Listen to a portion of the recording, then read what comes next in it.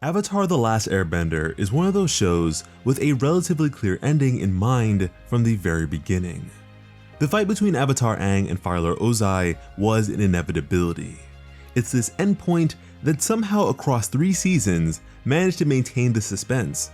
And with this roadmap came certain checkpoints that needed to be reached, namely Avatar Aang's mastery of the 4 elements. The vast majority of the adventure served as preparation for this climactic confrontation, making it oh so satisfying to finally see them clash.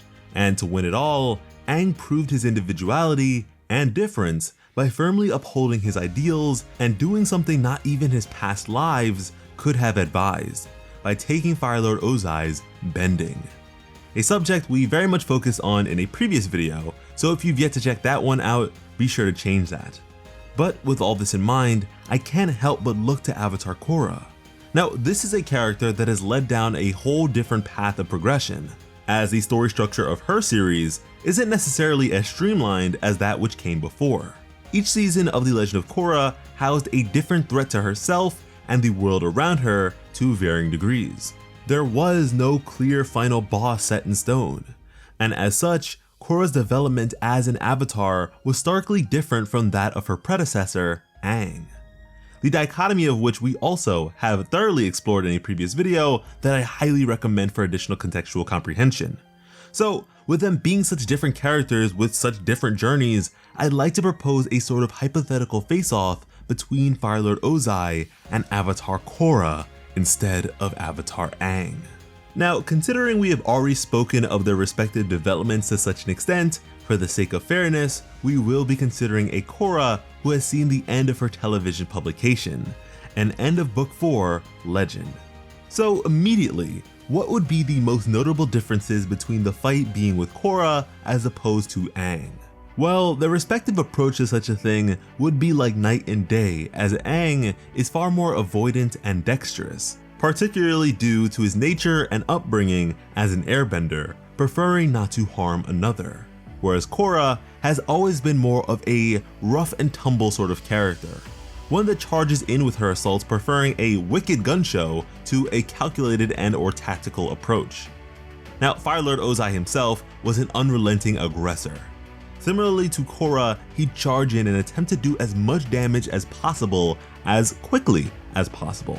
Now, mind you, Avatar Korra is a beast, a monster of a combatant, but I honestly feel that we would be remiss to place her aggression on the same level as Fire Lord Ozai's, especially not during Sozin's Comet. We have never really seen her go head to head with a firebender of this caliber, and with Sozin's Comet being here, that level of additional power only ever comes around every 100 years.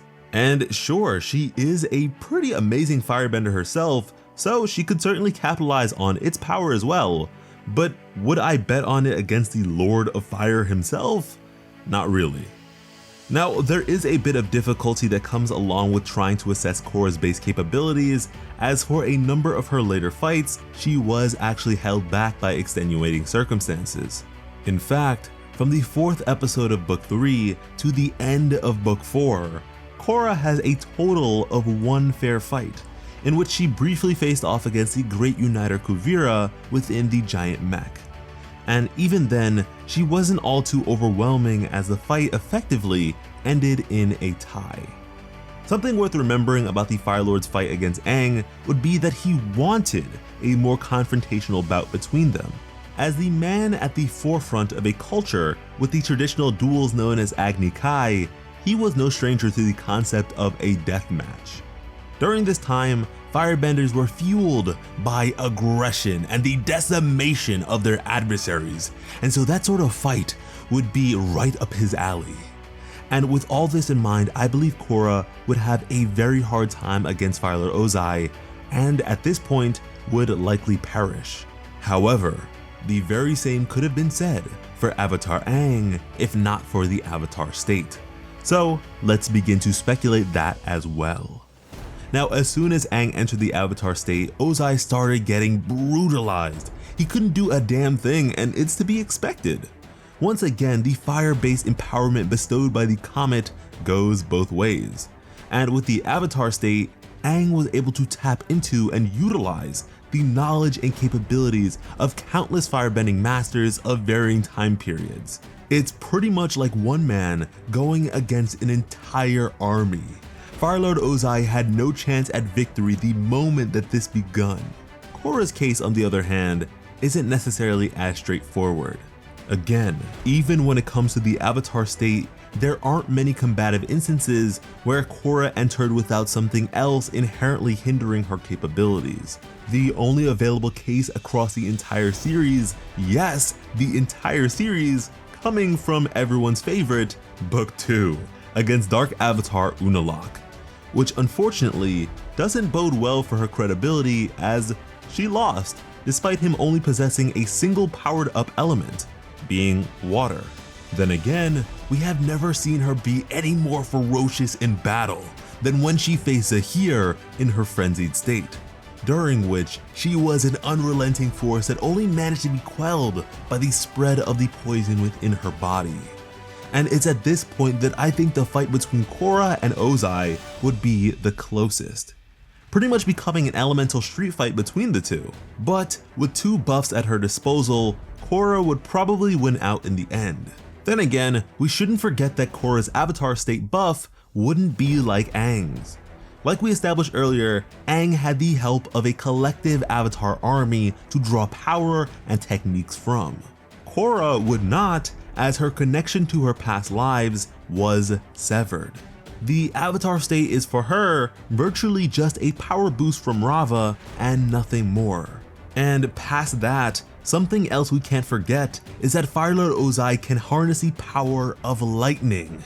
Now this is an insanely fast and deadly technique that very nearly killed Avatar Aang and ended the entirety of the Avatar line thanks to Princess Azula, who had only just recently mastered the technique. It's something that someone as light on their feet as Aang was able to expertly evade, but could the same be said for Korra?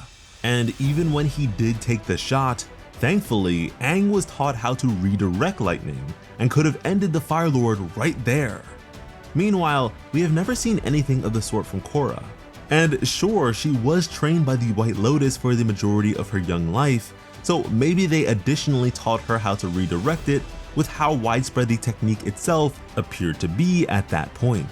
But there's no evidence of this at all, so it's hard to say definitively.